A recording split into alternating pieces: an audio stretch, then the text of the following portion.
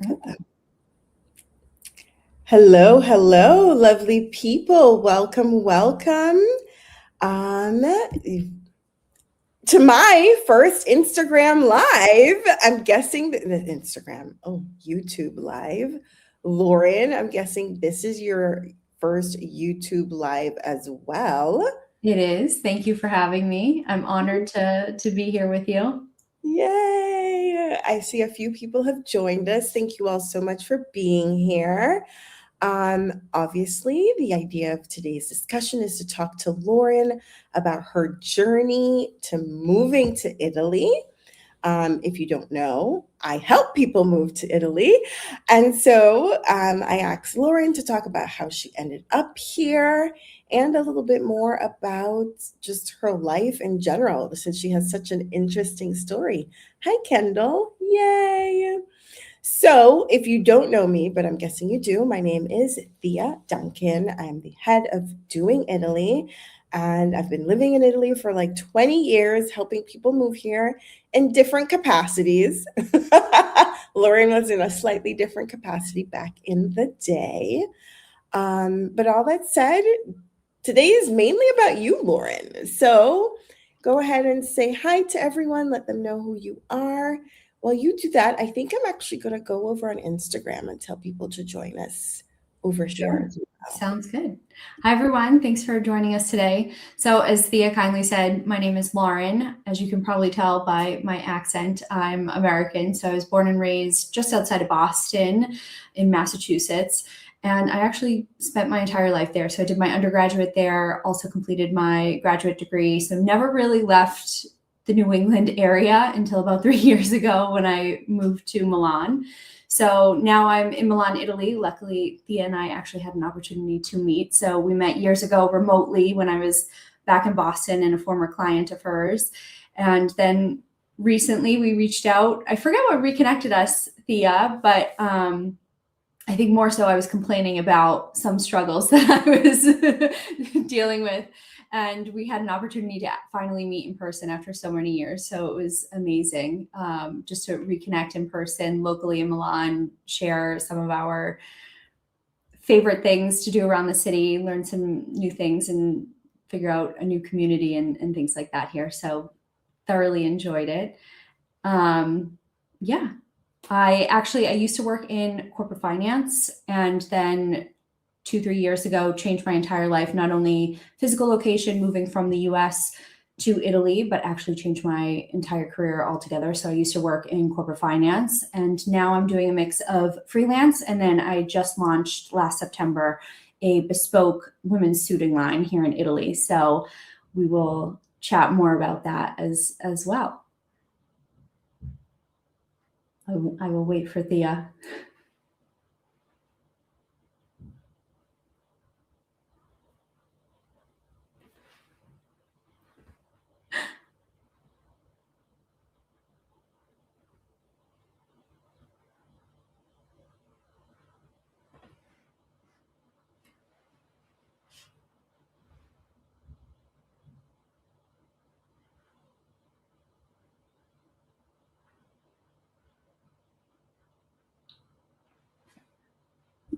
Yay! I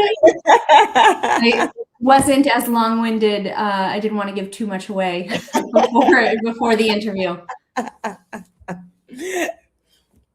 I can't hear Thea, but I can hear because I was muting myself as I was telling people to come join us over here on YouTube. So I know, Lauren, you were saying that you were basically in the Boston area your whole life. How did you decide that you wanted to move to Milan? Like, did you have family from here? Had you visited, like, since you did live there? Yeah, I joke that once my family immigrated from Europe, they landed in Boston and then just stayed there.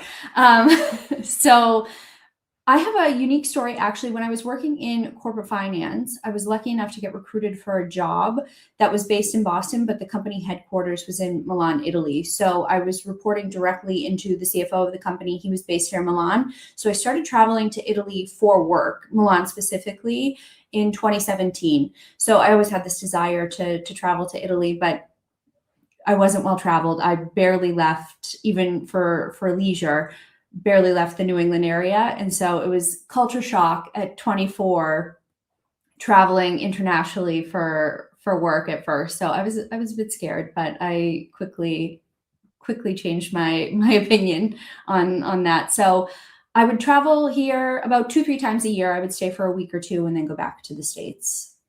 And then So what was that like? A person who hadn't traveled a lot, coming to Milan for the first time, working in corporate finance. Like, what were your first impressions back then? And how long ago was this?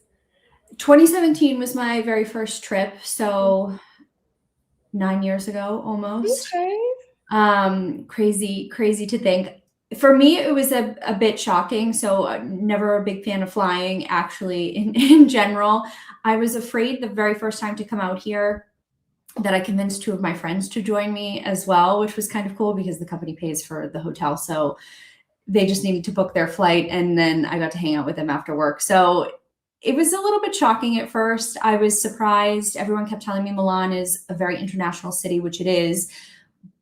But I was expecting more people to be speaking English when I first arrived, which is very ignorant of me to say. So that first trip was eye-opening for me. I was a little bit apprehensive, I would say. And corporate finance to starting a fashion brand. I mean, I don't know if that is the biggest career jump I know anyone has ever done, but walk us through that. Walk us through you graduating and working in corporate finance, haven't really traveled the world, to deciding that you want to move to Italy and start a fashion brand. Like, how does that thought process work? Absolutely. I know it's a big jump. I will say I always wanted to be a fashion designer. And then in the States, if anyone knows, that higher education is incredibly expensive. So when sharing that idea with my parents, they were like, pick something else when I wanted to major in fashion.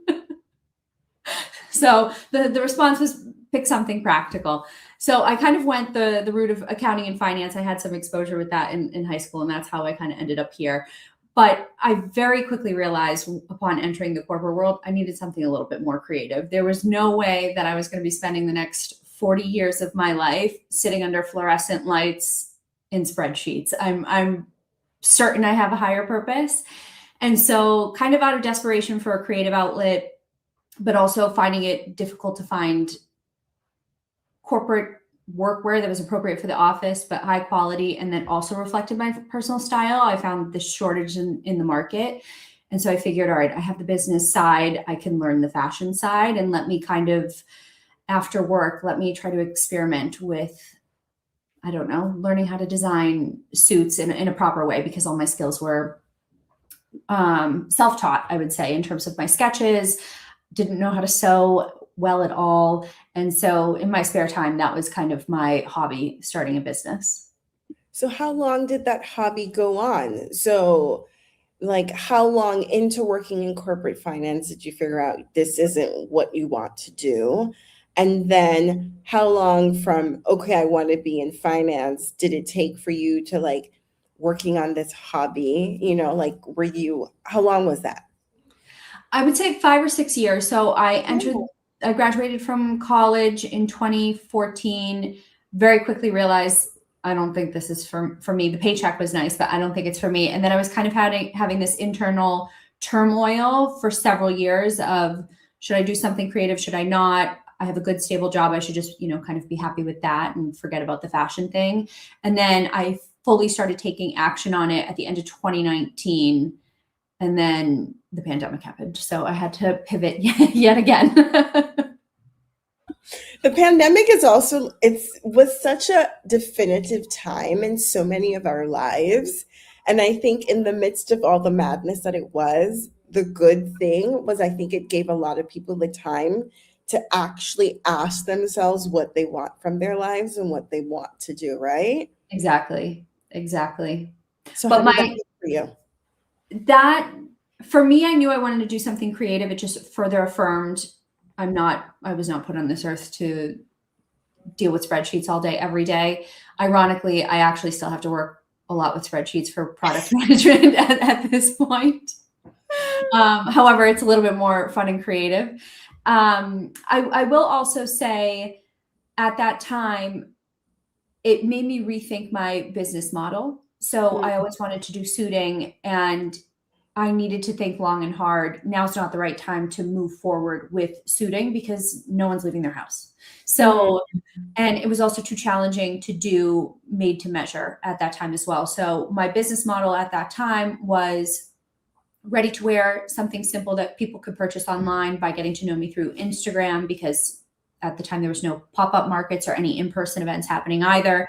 So I pivoted everything with the business and really wanted to focus on building that branding and selling accessories to clients as well. And the accessories were focused on made in Italy as well. So sourcing the highest quality materials that were made in Italy and making sure that the manufacturing was done here as well.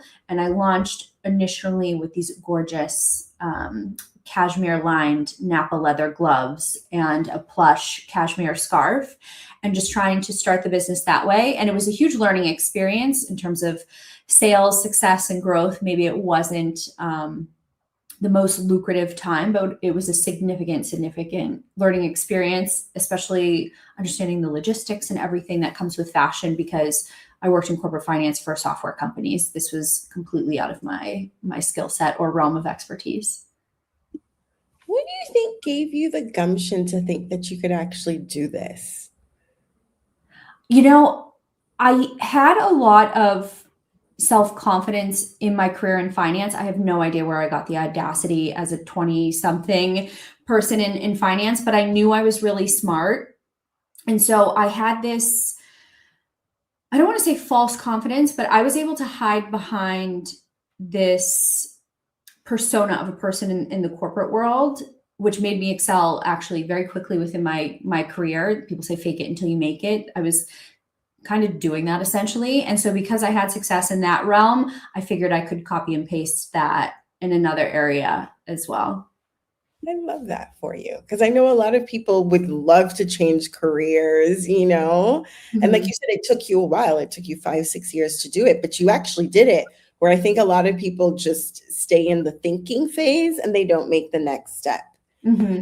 So 2019 pandemic, were you in Italy at that point in time? Because I don't remember when you started doing the gloves and all that kind of stuff, or were you still in Boston?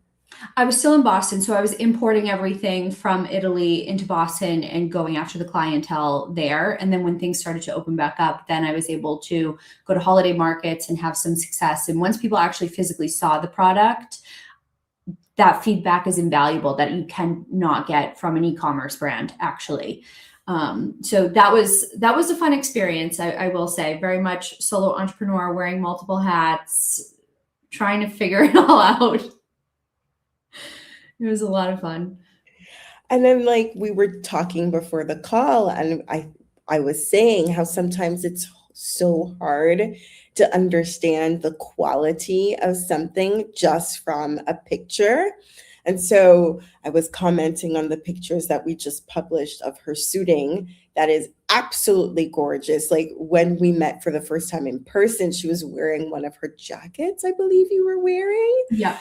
And I was like, who is this by? Because I didn't realize she had a brand at the point in time, and I was like, this is nice. I could look at the stitching. I believe it was on the collar. And You have a good memory. I was like, this is very lovely. I was like, this is good quality. And I've lived here for a while. If you all don't know, I worked for some of the most famous brands, including Loro Piana. So let's say I can see quality now after, being here this long. And so you definitely have a product that the quality is something that can be seen. And I love the fact that I think in the pictures we took, you could see it as well. But maybe in gloves, it's harder to perceive, or maybe even when you're working with clients now, they think it's nice, but when they see it in real life, they realize how nice it is. Thank you. Yeah, it's, I will also say, first of all, thank you for those compliments, because I greatly appreciate it. During the pandemic also, I was all the photos I was using online, I was doing it myself with a bunch of ring lights in my apartment at the time. So I wasn't capturing, my photography skills are not the best. So I was not capturing the true essence. And that also goes to show, okay, you can't really skip on investing in a photographer in order to do it right, to communicate effectively what you want in visuals. It really needs to be handled properly by a professional. So I was truly scrappy with the business in the beginning, and I've had to learn and adjust it accordingly. But I love that, because I feel like you're like leaving so many business gems sprinkled into this conversation. Okay, so we are like trunk shows and that kind of stuff in the States, right? Yes. We're still at gloves and ready to wear. Mhm. When did you decide that, no, I'm actually moving to Italy? And did the Parla, the label, take its incarnation before the move or after the move? Or like, how does that work? The condensed version, I would say, I ended up changing jobs. So I left the Italian company and moved to a completely different company right before the pandemic, a couple months before. And that company announced that we were not returning to the office. And so once it was safe to do so, I said, okay, I'm traveling and I'm going to work remotely from anywhere I want in the world. And the one place I kept coming back to was Milan. So I thought I was going to be living this very glamorous life, working remotely and having all of this freedom. But when you're working remotely, you're just tied to a laptop in an Airbnb. So it wasn't as exciting. And there were still a lot of restrictions at that time. So Milan, the Lombardia region specifically, you couldn't really go and work from a cafe either at that time. So this is up to 2021.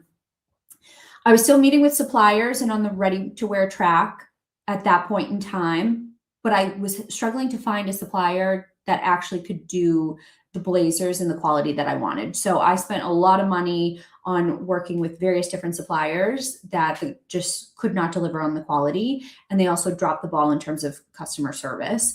And I didn't realize when it came to working with a manufacturer, you have these minimum order quantities. So it was really challenging to find one that could take a lower quantity.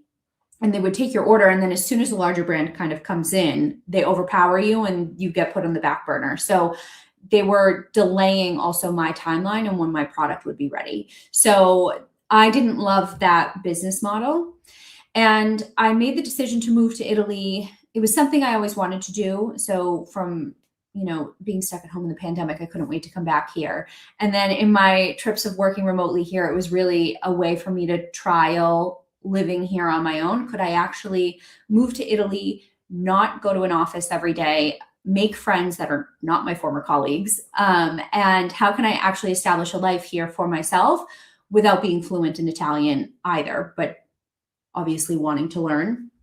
So in tandem of adjusting my business model and then making my life decisions, I decided at the end of 2021, I'm going to sell. I had a very small condo outside of Boston at that time. I decided to sell it to prepare for this move.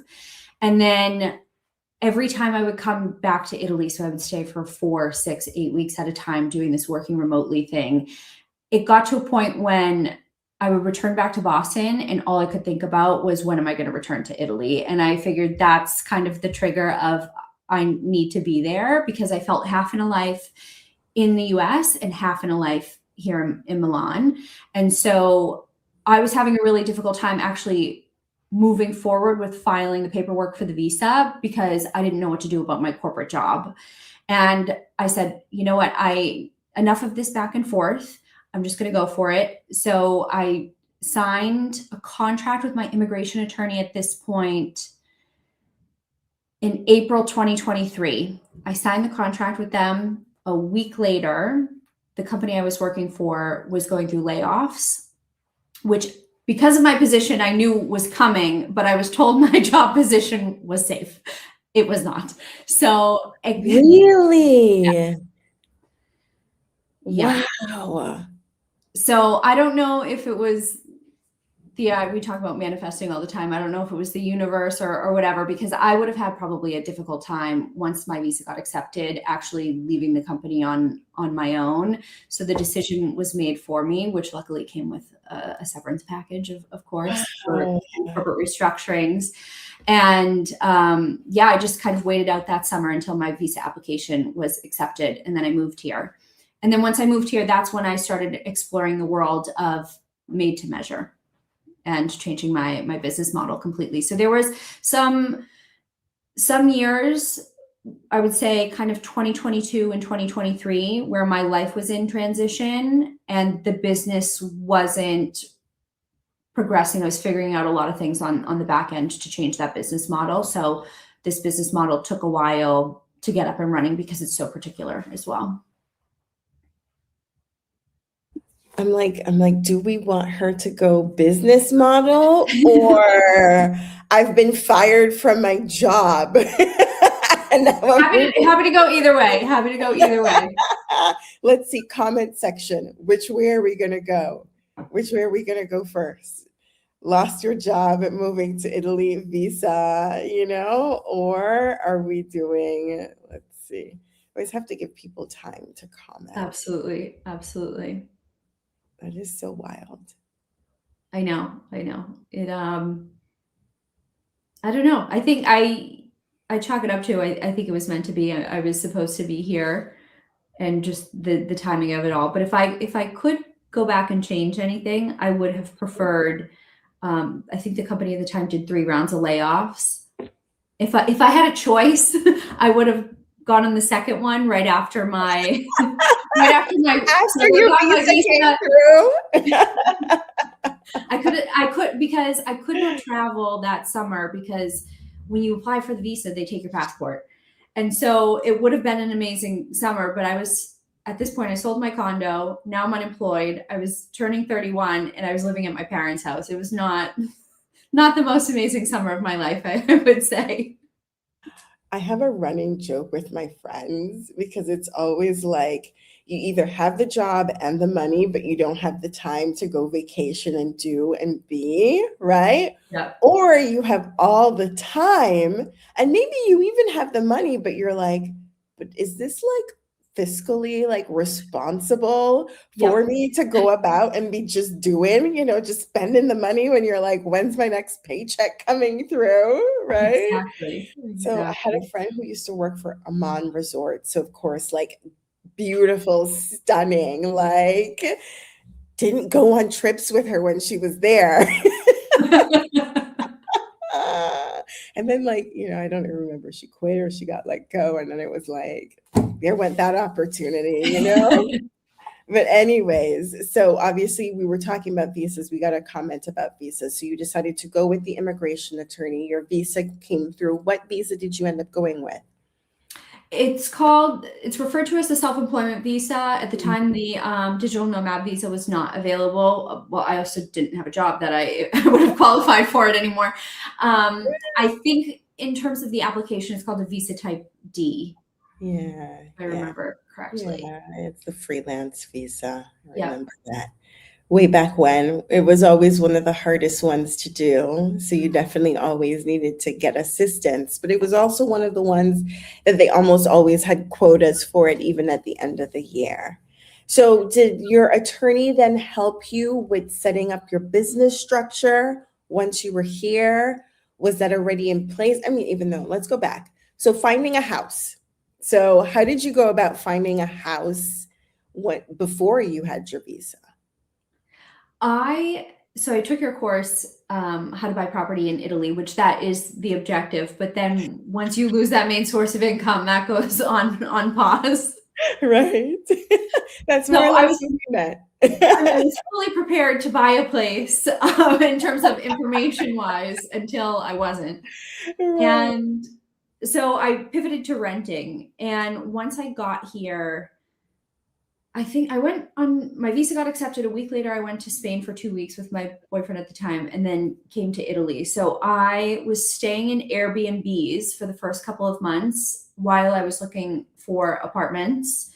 And I found an agency that spoke English and they catered to an international crowd. I found them on Instagram, and a friend also referred them to me. And they had properties that were constantly available. They spoke pretty good English, that they could explain everything to me as well, because when you're signing a contract, you want to make sure that you know what you're signing. And they also had a relatively short time frame, because everyone told me in Italy, if you find an apartment, it might be 6 months before it's available. Luckily in Milan, things move relatively quickly, that you can find a place with relatively short notice. So for the first 2 months I was here, I was staying in Airbnbs, which was very expensive because it's 2 or 3 times more than what the rent is, and looking for an apartment that way. And then I found the first clean, reasonably priced place I took.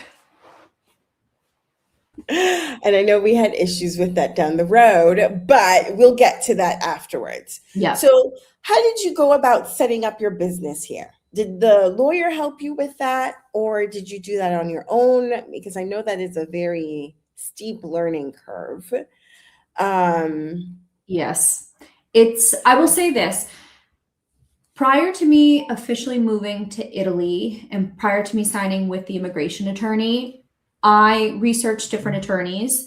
And once I found one that I liked, on one of my trips to Milan, physically went to their office to meet with them to make sure that they were a legit place, because I think you can very easily find people online that can help you, and whether they may or may not be legit or not.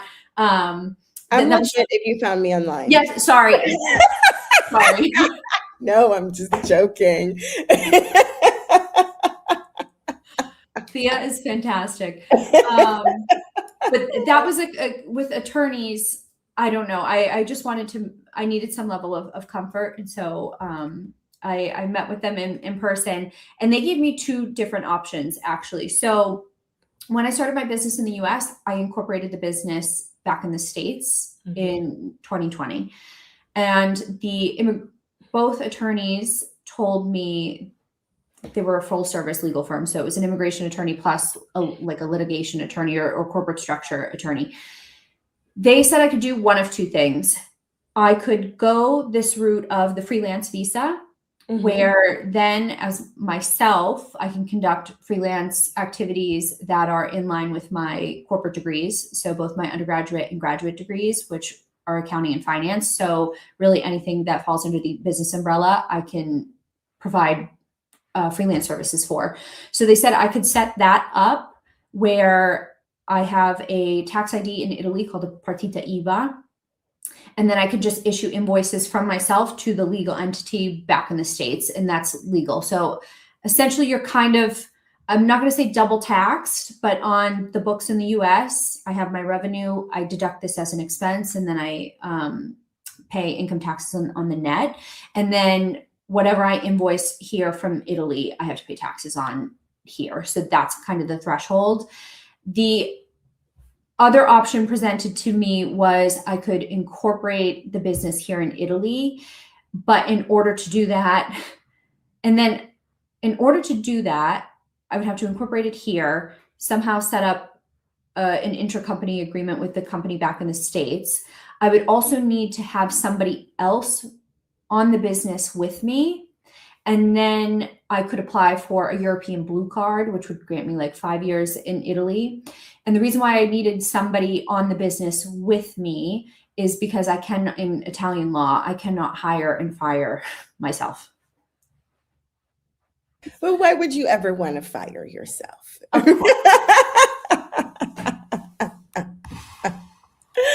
I love that.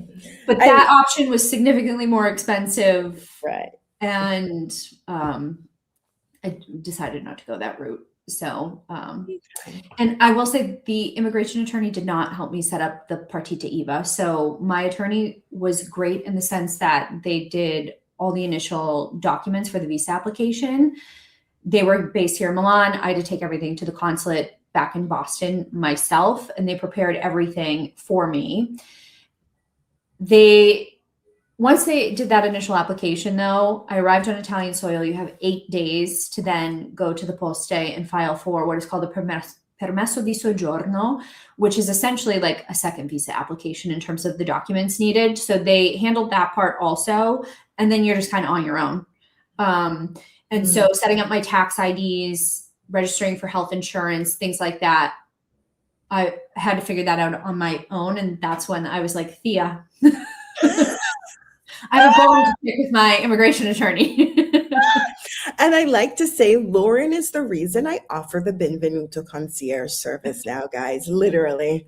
So I posted something on Instagram, and Lauren then sent me like 3 gazillion text messages, right? Because keep in mind, Lauren signed up for the buying property in Italy class, not the moving to Italy class. And she was like, I have this problem, this problem, this problem, that problem. And I was like, Lauren, why did you take so long to write me? I think was the first thing I said. Yes. Right? I was like, we could have solved all of those issues. Right? It would have saved me a year of my life. Yes, right? All of the headache, right? And it was literally, and I have to say, thanks to you, that I realized that yes, like I think I sort of knew it, but I didn't really know it. And since I didn't really know it, I couldn't communicate it I could not communicate that, right? So like Lauren just said, the immigration attorney handles your visa, but that is only one part of your move, right?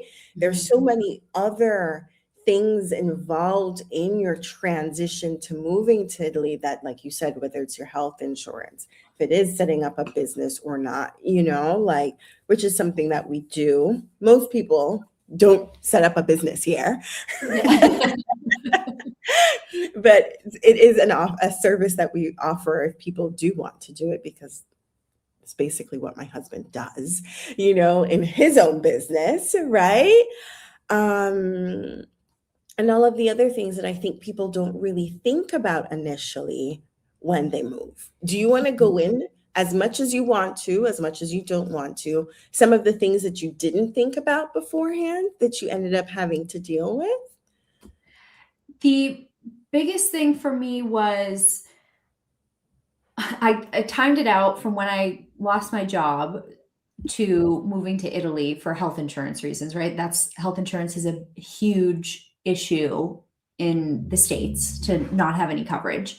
And so I timed it when my health insurance in the States would run out and my move to Italy. And so I figured, okay, once I move to Italy, then I can automatically enroll in the health insurance. I didn't realize I could not enroll in the national health insurance plan here until I had my permesso di soggiorno, which, if everyone recalls, you have the initial visa application, which gives you a year to enter the country. I also didn't know that. I assumed as soon as you get the visa, you essentially could just hop on a plane and go to Italy, which legally you are allowed to do. But I didn't realize that I had a full year actually that I could get all my affairs in order before officially moving there or moving here. And so I kind of did it in haste, I would say. And I could have saved a lot of money in terms of not renting all these Airbnbs and things like that. I could have planned it out better because I had more time than I originally thought. And once you arrive on Italian soil, you have those 8 days to then go to the post office, apply for that permesso. And then when you go to the post office, they're going to give you an appointment with the immigration office at the Questura. It's the police headquarters. And at that appointment, they're going to fingerprint you and everything. You still don't get your permesso that day.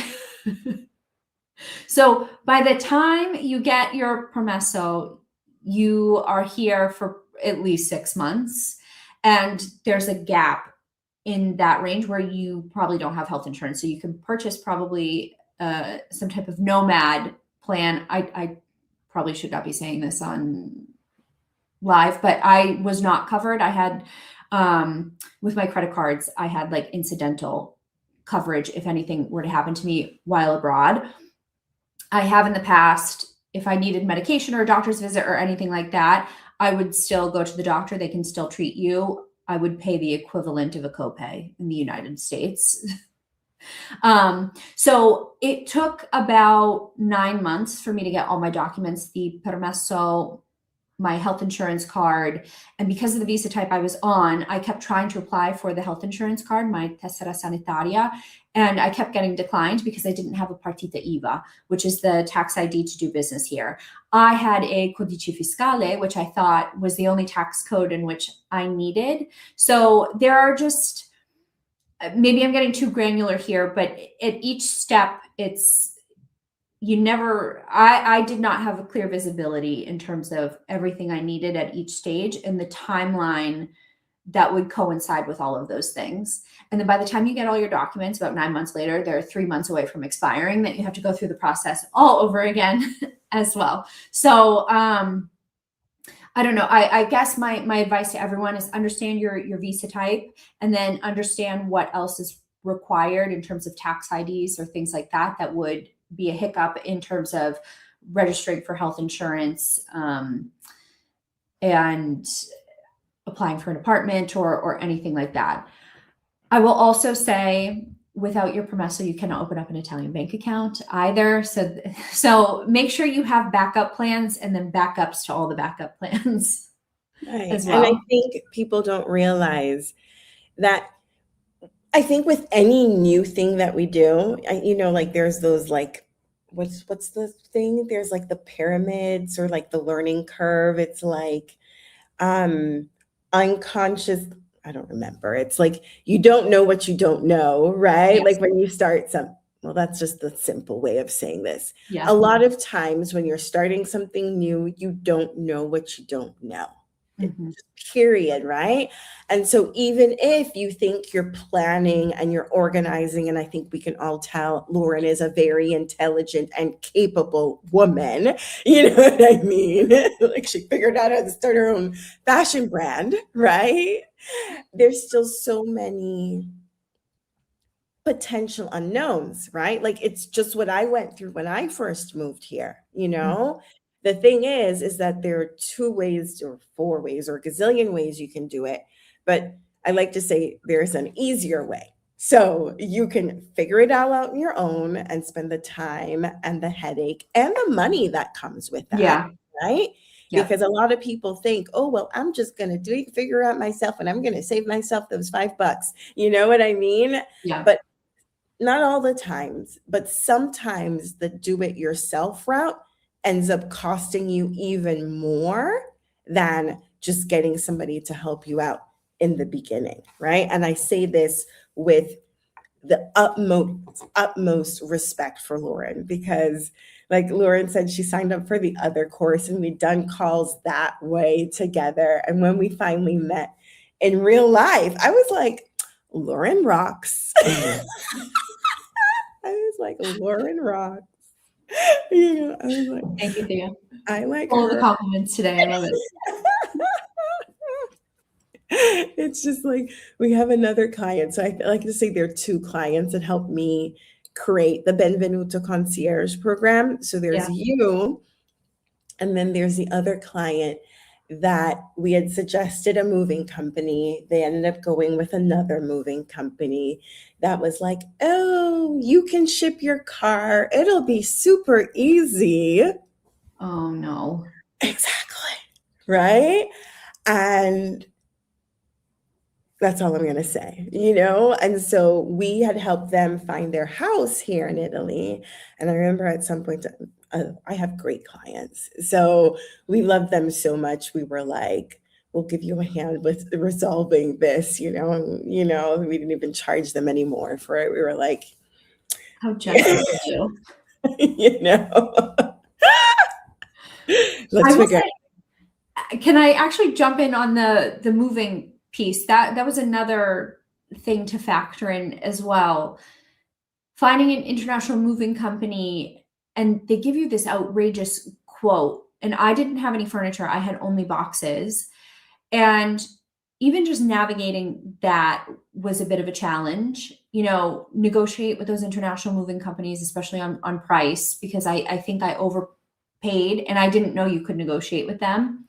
And then it is also kind of scary because you have these local movers that just show up to your house, they pack everything, put it in a U-Haul, and then they're a different company from the person in which you're communicating with. And then they send your stuff on a boat across the Atlantic. And then you get notified by a local moving company saying your goods have arrived in Europe. And it's okay, Europe's pretty big. So where are we talking? And then they say, okay, we don't know when your stuff is going to arrive. They arrived in Belgium. Maybe they'll be here in 1 more month. And then one day I kept getting a call from like all of these different Italian phone numbers, and my stuff arrived. And even coordinating that, they said, okay, we can be there tomorrow at your apartment with everything within 24 hours notice. And I had to go through the process of paying extra for them to get a smaller truck because the massive truck wouldn't fit down my street. And I'm lucky that I didn't have any furniture and I was only on the first floor. So by American standards, technically the second floor, because in Italy it's the ground, the first, second, etc. But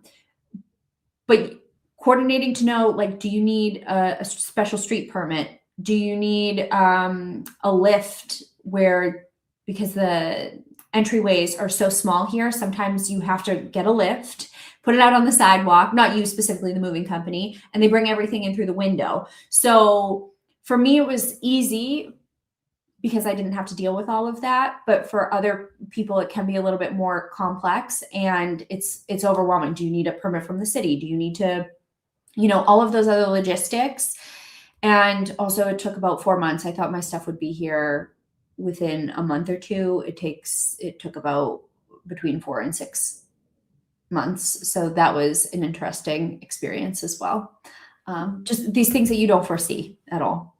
And I think sometimes what happens, which is what happened with these people, they got 2 quotes, and one quote, which was my guy, which had all the stuff in it, and the other quote was like, let's call it a lot more superficial quote. Let's say my guy could have done a better job. We've talked about this since, of like explaining what was included and not included, right? So they were like, well, this person's charging me half the price, but it's also because all of those other things weren't included, right? Mm-hmm. So if someone is very professional and they're used to working in Italy, they can look to figure out where you live and figure out, right? Like, yes. Do I need to get a special van to bring your stuff in? Mm-hmm. What floor are you moving into? Like, I mean, this is just totally random, but I've lived here for so long. Like when we bought my son's stroller, my husband measured our elevator like 5 times to make sure that the stroller could actually fit into the elevator, Yeah. When we ordered our washing machine, not only did we measure, because we knew it wasn't coming through the elevator, we measured the door, the entrance to our front house, but we also measured the corridor that the bathroom was the bathroom door. Because it will fit through the front door, but the front door is bigger than the bathroom door, right? And so we had to get a smaller washing machine than actually the space that the washing machine fits in, because yes, the washing machine was that big, the space the washing machine was going, but the door it was coming through wasn't, Yeah. And so I like to say, I don't think about everything all the time, but I have people on my team that does, and sometimes I have clients that are telling me stuff now that we're doing the Benvenuto concierge. And I'm like, we need to think about XYZ. Like I was looking to someone who moved to France, like a pretty big influencer, and they had to take down her door frame to get the washing machine through because she didn't think about it. And I was like, but we thought about it. But I also lived here for 20 years. You know what I mean? I've been living here for 20 years, like been there, done that. And my husband has done it if I haven't. Or immigration attorney, all the other people that we work with, that's what they do, It's a lifesaver. And sometimes like the peace of mind is, I don't know, it's a necessity because you're going to question. Everything is a challenge here for me. I will say even just going to the grocery store is different. My first time at an Italian grocery store, I was crying. That it's more of a funny story, which I will express. But when you're dealing with moving internationally, plus a job, plus like there's so much change that this, I don't know, that peace of mind is so priceless. I would say that it's always helpful to have someone that you can rely on and use as a resource. Yay, and that actually cares. Yes. You know? Okay, so we've talked about that quite a bit. We're going to come back over to Parla the label. Okay. Was that the name from the very beginning, or did you have a different name initially? It's been the name from the beginning. I incorporated the business as Parla, but the domain name and Instagram handle was already taken. So maybe one day I will try to purchase those. But I thought Parla the label was fitting. I think in the beginning I played around with Parla apparel, but it's always been Parla from the very beginning. So Parla. How did you decide on Parla? It's a combination of things, actually. For some reason, I just had this intuitive hit that I wanted it to start with a P. And I don't know if that's because I love Prada or just kidding, in case their copyright attorneys or ever watch this in the future. I think it's okay. Yeah. I think it's sufficiently different. I will say, though, the significance of it is my great-grandmother, I am of European descent, mostly from Italy. My great-grandparents immigrated.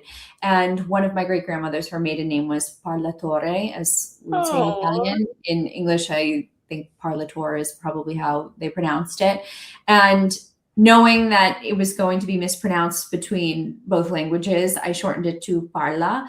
And in Italian, it's actually the conjugated verb of to speak. So it literally means speak or speaks, to be used with the pronouns he or she. So quite literally, it's she speaks or he speaks. And I thought it was very fitting because for me, my body composition completely changes when I'm wearing something that I feel confident in. And so I really want, my muse is the woman when she puts on her pieces and just her body language changes. And, you know, she speaks for herself without having to say anything, really. And it's not the clothes speaking on her behalf. It's her body language changing and speaking volumes based on what she's wearing and how she feels. I love that. I absolutely love that. I was saying before we got on that one of my girlfriends who's worked for very, very famous fashion brands was talking about how she loved your suiting, right? And let's say one of the brands is fairly known besides for the quality, but also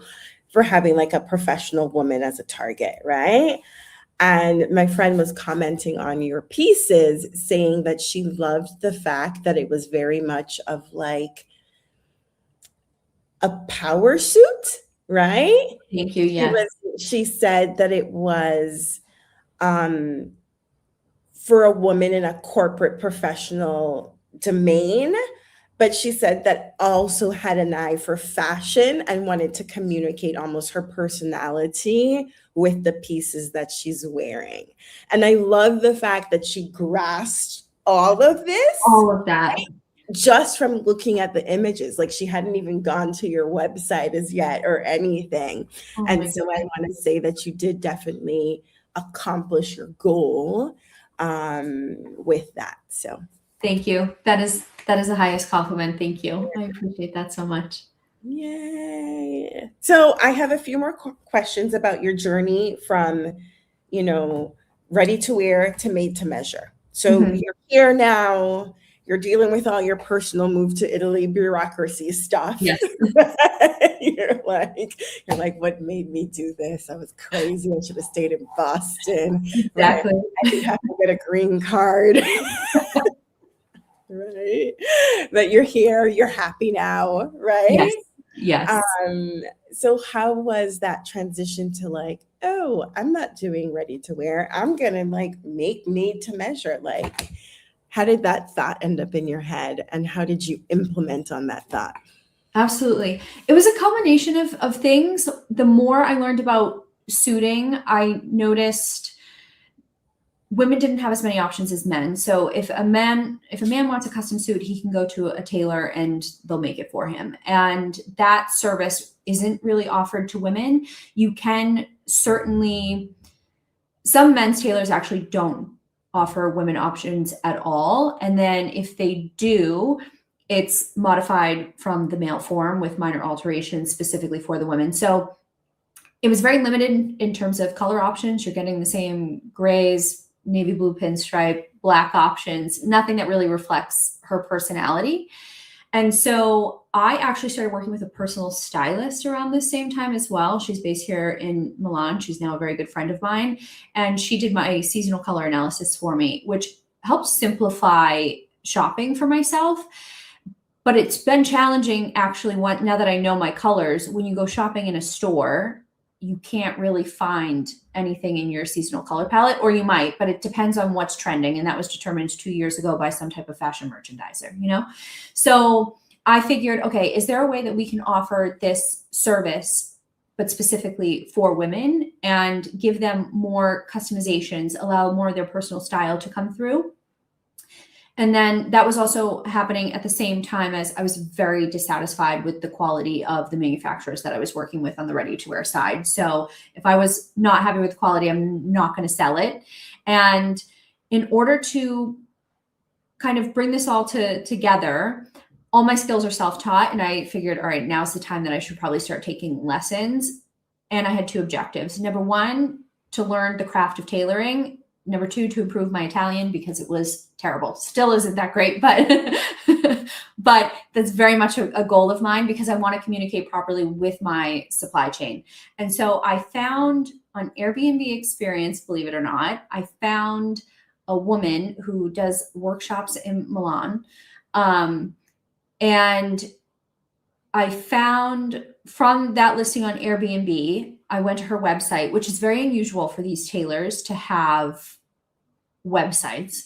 And I sent a very poorly worded email in Italian. I don't even think, I think I was so stubborn that I didn't want to use ChatGPT or Google Translate. I wanted to, use my elementary Italian, but at least she could see that I was trying. Anyways, I sent the email, again, very unusual. She wrote back to me, because Italians usually don't like emails. Thea, you talk a lot about this. They don't usually email? She was already advanced. It's just by chance. And long story short, she wrote back to me. She told me to call her, and talking on the phone in Italian is actually one of my greatest fears. I hate talking on the phone in Italian. I will suffer through a conversation in person, but just for some reason doing it on the phone, because they can't see your hand gestures over the phone. You can at least figure it out in person. And so she agreed to meet with me, and she was giving me these lessons and these workshops for 3 hours at a time, and which mostly consisted of her yelling at me in Italian, saying "non abbastanza esperienza," like anytime that means not enough experience. So it was very funny. I built this relationship with her over the course of 6 months, and so I more or less begged her to take me on as a client. And so she has a very small team. She's been in business, I think, for over 40 years. And then she has a very small female team in the Marche region of Italy. And so they do all my made to measure stuff. And we kind of paused the lessons, because she told me that I need to practice for 8 hours a day for the next 10 years to even be remotely good. I think she just wants to secure my business, but she's like, we have that much experience. Yes, exactly. Baby doll. But I mean, for my clients, she's the highest quality. She actually does a lot of work with the luxury brands here in Italy as well. So I feel really lucky that she agreed to take me on as a client. But we can see that stitching. You can see it on, I don't know if my camera says as good quality today, if people can see it around the collar line. Probably not. No, my camera's not high resolution. What else was I going to say on that note? But I will say this is very much an Italian way of doing things, aside from the fact that I got lucky that she responded to my email. But it was very much cultivating this relationship over a period of time before jumping into those business conversations with her. And I don't know, I'm just really happy that it kind of it played out this way. Yay! Okay, so now you have your brand and we have all your pretty pictures that Sydney takes or whoever your photographer is in the future, right? How do people then find you?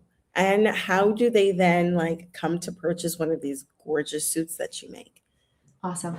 I have an Instagram page, at Parla the Label. You can also follow my personal account as well, which is Lauren Parla. I talk more about building Parla and more behind the scenes stuff that isn't as polished because I don't put it on Parla's Instagram, and also my journey of moving to Italy as well. And from there, you can go directly to our website, parlathelabel.com. There's a contact form there where we ask a couple of questions on what service you're interested in, gives you some idea for the price points as well, because everything is truly custom. So once you submit that form, it will go directly to myself and my assistant. We'll schedule a 15-20-minute call if you have any questions to kind of walk you through the process.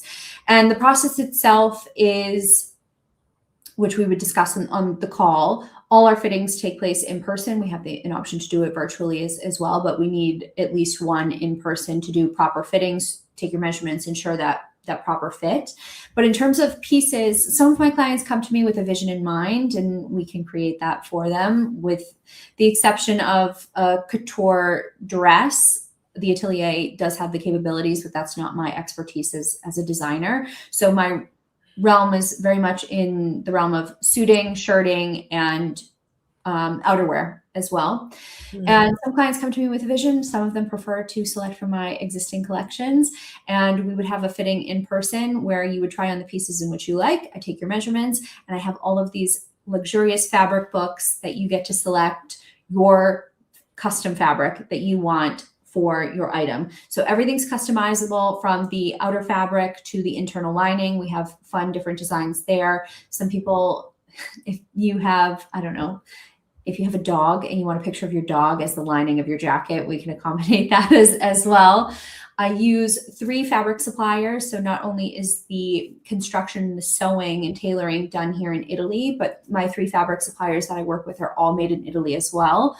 One of them is, I just launched a partnership with Loro Piana, actually. Thank you. One of the brands I used to work with. Thank you. So we do offer the highest quality of Italian fabrics. Everything is very small carbon footprint because everything stays here within Italy, and you get to select also your custom buttons if you want those as well. I come with selections based on your taste, and we'll cover that within the design sessions that we have, or the fittings that we have together, understanding your personal style. Do you want something that is more fun and adventurous, or something that is a little bit more refined, like a mother of pearl button, for example? And so I curate all of these different levels of customizations, and we just have a really good time flipping through fabric books and making sure that you get a piece that is designed to last in your wardrobe for years to come. So each piece is constructed with extra fabric at all of the seam allowances. So that way, if your body changes or modifies over time, I tell my clients, send it back to me. We'll take care of the adjustments. It's designed with the utmost intention. I want to make sure that this piece is going to last and be in your wardrobe for at least the next 20 years. Yes, I love that. And it's one of the things I love most about Italy. And it's becoming harder and harder to find, right? So Yes. I love to say that my husband has sweaters and shirts that he's had because his mother had a great eye, for quality.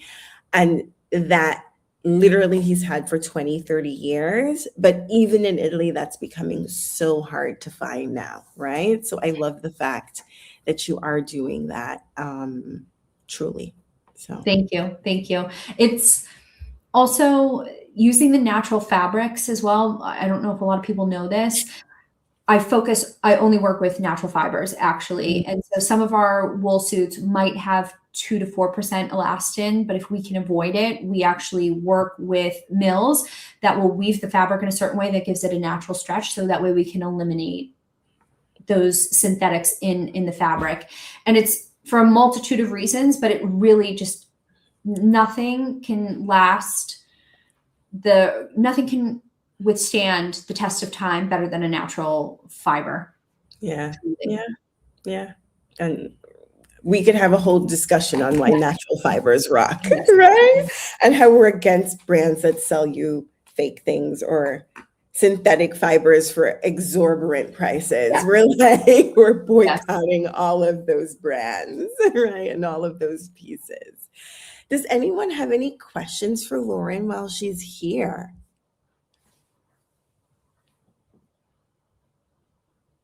We'll give them a couple minutes. Yes, we have to do the little online pause. I do these fairly often, at least when I do my webinars. And at first it was really awkward because I would be like, Doo-doo. and then a few times I was on the other side typing in the response. You're trying to go as fast as you possibly can. You know, like somebody, and I'm like, you know, so at least that helps me quite a bit. So let's see. Somebody said about the quality of the food. You weren't crying at the supermarket about the quality of the food. You loved the quality of the food here. I'm sure. Love the quality of the food. I will say this, that scenario, I just arrived in Italy. So I was a little bit jet lagged, just arrived, but I was living my La Dolce Vita life and was going through the grocery store. I pick up all my fruits and vegetables, and then I go to the cashier. And you hadn't weighed anything. I didn't weigh anything. So you have to weigh your produce before. And so then the woman just hands me all my fruits and vegetables, hands them back to me. She's the only one working. So there's a line building up behind me. And I was back in the produce aisle and I didn't know what to do. So I found this. I was so overwhelmed because just, I don't know, people pleasing tendencies. I'm seeing the line build and she's just waiting there like all day. Like, to me, anybody else? Nope. You're feeling like all anxious that you have to be quick. Yes. But I didn't even know where to start or what to do. So I found this, I ran up to this couple. I didn't even try to speak in Italian because I was so upset. I have all my fruits and vegetables. They have a newborn baby with them. And I go, can you help me? And it was so funny. They took everything from me and they said, vieni qua. And they said, here's the code. You go to the thing and you type it in. And the husband and wife, I don't know if they were married, but this couple, they were running around the produce section doing this for me. And it was the sweetest thing actually ever. So right. We'll probably never ever see them again because it was a great story. And they didn't have to like ring up all your groceries for you. They could have been like, figure it out. You know? Exactly. And so we love these little moments of like kindness that people express, right? Yes. I'm going to be like, that's why when people move on our Benvenuto concierge, we're there the first few days to help them, including with, you know, going to the supermarket and where the pharmacy is. No, but really, like, can you really do that? That's what we're doing now. That's incredible. What we're doing now. Yeah, because like you said, there's so much to know and learn, and you're figuring out so much as it is. So if we can take anything off of, because there'll still be stuff you have to learn and do and figure it out, but anything that we can do to take that off of our clients' plates now, right, is a win for them and a win for me because I actually like it. Like I like the people I work with, you know what I mean? Yeah, and so let's see. I saw a question. You said your Italian isn't amazing, but how much did you know when you first moved? What was the biggest unexpected adjustment since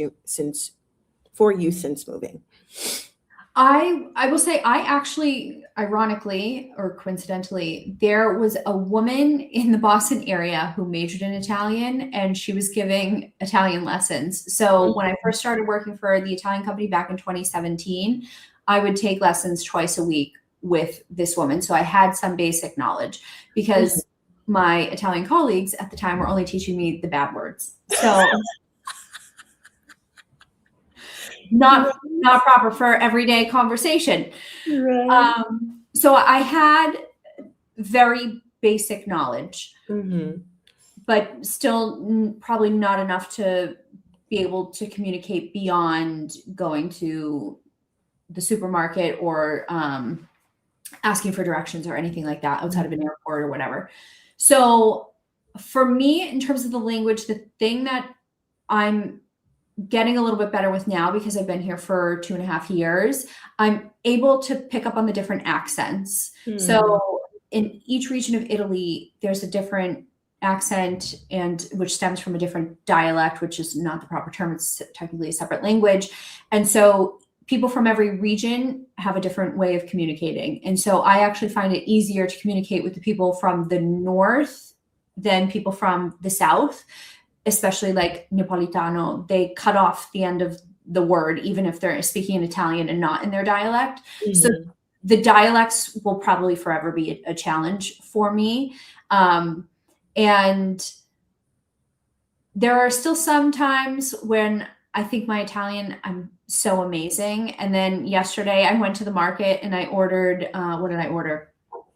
Focaccia di Recco, but they cannot call it that. It's like focaccia in stracchino. And I was struggling to say the word stracchino, and the woman just started speaking to me in English, which hasn't happened in a very long time, I would say.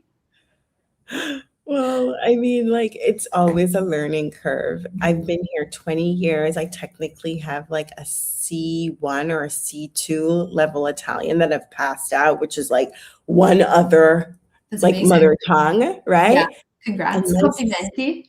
my son corrects my Italian now. And like my husband doesn't because he says he finds it endearing, you know? He's like, you make such or so few mistakes that the little ones I make, he doesn't. But my son will be like, Mommy, that's not how you say that. And I'm like,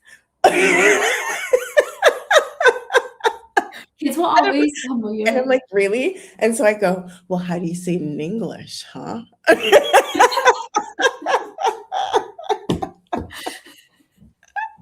We will always have something to learn. Let's see, we have one more question, and then I'm going to let you go. It says, Italy was your dream. Has it lived up to that dream? That's a good question. That's a good question. What do you expect, and what surprised you the most that was not like what you thought it would be? What do you dislike the most, and what do you like the most? I did not read that exactly how she read it, but you get the gist. She wrote it. It's still my dream. I love it. I cannot imagine my life being any other way. Even if I have a challenging day here, I always ask myself, okay, you had a bad day. Do you want to go back home? And the answer is always no. So my worst day in Italy is still better than my best day in the US. Sounds very cliche and corny, but I can't imagine my life any other way. And if I were to leave, it's not by choice. I have to renew my permesso at the end of the month. So if they let me stay, I will be staying. My favorite thing about living here is the community in which I've cultivated and the kindness of people. I will say all of my friends here are actually international. That was really important for me. I wanted to prioritize learning Italian, but I needed to prioritize making friends and doing a community, and I couldn't properly do that in Italian in the beginning. And that's the best part of my life here. And I will say Milan's a really cool place to live. There's always something going on, and the conveniences. And this is my first time living in a proper city because I say I'm from Boston. I grew up outside. I was never living in Boston proper. So that has been a lot of fun. The thing I dislike the most, I would say, sometimes I just feel, going back to the grocery store example, there are daily tasks that would take me less than a second or would be second nature if I were to do it back in the States. And doing it here requires twice the effort and twice the amount of time. Something is simple. Another example is I needed to go to the hardware store and get a screwdriver. So before, instead of just going to the hardware store, in the US, I would drive up to Home Depot, figure it out myself, and go to the self-checkout aisle. Here, you have to go to a place, they wait on you, and you have to specifically ask what you want. I don't want to speak in English because immersion, right? So I'm researching, how do I say screwdriver in Italian, which is cacciavite, if anyone finds themselves in Italy needing a screwdriver. And if you want a Phillips screwdriver, it's cacciavite croce because it has like a little cross on it. I didn't even know that. Fun fact. So it's just the fact that I'm researching, and then as I'm walking to the hardware store, I'm rehearsing what I'm about to say to the person, you know? So it's these little nuances which just seem so funny. But if there are days, especially if you're an American and you're used to, being hyper scheduled and everything running on a schedule, and you have to have it like bum, bum, bum, bum, bum, everything it's going to take longer, and you got to embrace it. And some days I don't have the patience for it, I will say, but it's all worth it in the end. And it's something funny to laugh about, I would say. Down the road. Very long-winded answer. I love that answer. I love the honesty of that answer. And like, I think we're all, I don't know about everybody else, like I'm sitting here imagining you repeating like cacciavite, io vorrei una cacciavite, una cacciavita, like, ho bisogno di 3 cacciavite. Exactly. I love it. I love it. Thank you so much for taking the time to talk with me, for everybody here. And if you've seen some of the comments and saying thanks so much, this has been great. Thanks to both of you for doing this. It was such a delight, so thank you. Thank you, everyone. Thank you, Leah. Like, your story is inspiring.